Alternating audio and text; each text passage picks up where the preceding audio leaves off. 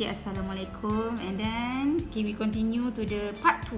Okay, so the first part is, okay, you calculate the relative frequency as well as cumulative frequency and you construct a histogram. And then the second part here, this is very important. This one is to come out in your test. Okay, so the first one is, so this is example of the questions. Okay, so we have the one that shown here is frequency distribution table. Okay, the other one is we have group data. Okay, in your textbook page 81, you can see this is a group data, standard deviation of a group data, in which consists of class interval. So let's say if the questions ask you, so they have the class interval. So what you need to do is you have to convert your class interval in the forms of midpoints. So your x is your midpoint, your frequency is your f, okay, and then your midpoint is your x. So how do we calculate a midpoint? Is a plus b divided by 2. So what is your a? A is your 0, and then your b is 300, and then divided by 2. So same goes to the second column, second row. Okay, so a plus b divided by 2, 300 plus 600 divided by 2, 600 plus 900 divided by 2, until the last row, 1002 plus 1005 divided by 2, so you get 1350. So this is your x, and then you can proceed, okay, to calculate your standard deviations and variance. So your midpoint is your x, and then your frequency is your f. So this is for group data. Okay, don't be panic if you see any of the class interval, so you have to convert into a midpoint. Okay, let's say this is so this is a group data, and then the one that I'm going to show is your frequency distribution table, in which you doesn't have to convert, you doesn't have to find your midpoint, your x, but the x is already given in the questions. Okay, this is your original questions. Okay, you can see this is number of theft.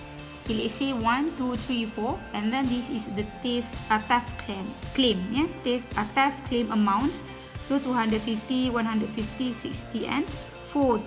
So the question is normally ask you to calculate for standard deviation as well as variance. Okay, so your standard deviation is a square root of your variance. So in order for you to get your variance, standard deviation, so you have to calculate your variance first. Okay, so this is your original questions. So the first step that you're going to do is, so you need to write down your formula first. So this is the formula of variance. Okay, as stated in your textbook. So this is your formula of variance. So I stick to use this formula. So everyone in the class has to use this formula. So it's much easier for you to understand. Okay. Okay, when you see the formula variance as to, okay, this is summation, summation of fx square, okay, divided by summation of f, and then you divide it by a bracket of summation of fx divided by summation of f to the square root of 2. Okay, so when you see this formula, okay, you have to construct another table in order for you to get the value. So in order for you to substitute the value in your variance formula, so you have to find fx. Fx means f times with the x. So this is your f, so this is your x. So for group data, so your x is your midpoint that you have calculated before. Okay, so f times with the x. So this is your f, 1 times 250, you get 250, followed by 2 times 250, you get 300, followed by 3 times with 60, you get 180, and 4 times with 40, we get 160. So this is your fx. And then you can see from the formula, you need to find x squared. So you have to calculate for x squared. So please be prepared with your calculator. You just hit 250 and then hit the square button. Okay, square button. Say x squared. So this is your x, 250 to the power of 2. So you get 62,500. 150 to the power of 2. So you get 22,500. Same goes to 60 as well as 40. Okay, you get your x squared. And then the last one, as you can see this, you need the value of fx squared. So you already found your x square. So what you need to do is, so this is your f value. Okay, you need to times your f value with your x square here. Okay, 1 times with 22,500, you get 22,500. And then your f value, you times with your x square value here, 22,500, and then you get 45,000. And then your third, okay, your f value is 3 here. Then you times with 3,600, you get 10,800. And then number 4 here, okay, number of theft claims 4 here. Then you times with your x square, which is 1,600, and then you get 6,400. Okay, you settle with construct your own tables. You also have the value of fx, x square, as well as fx square. So what do you need to do? First, you write down your formula. So it will be easier for you to construct your tables. And then you construct your table, you calculate accordingly.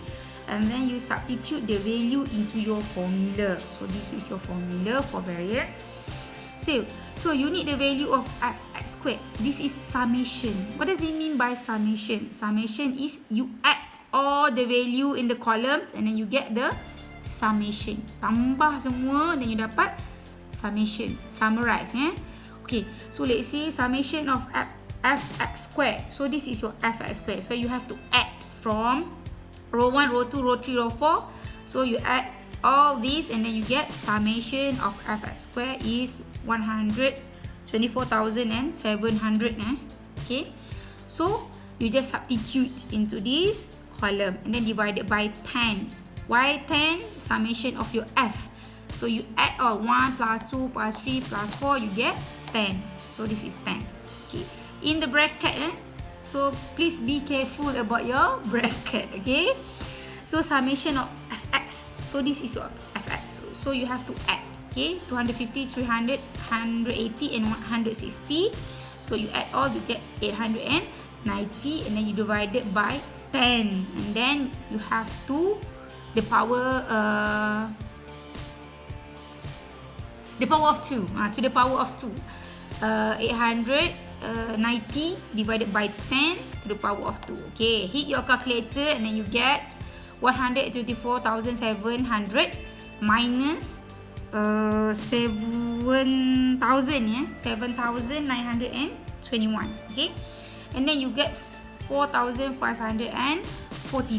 So this is your variance. Okay, as mentioned here is your standard deviation is your square root of your variance. In order for you to get your standard deviation, you have to square root of your variance. So your variance is the square root your variance. Your standard deviation is you have to square root your variance.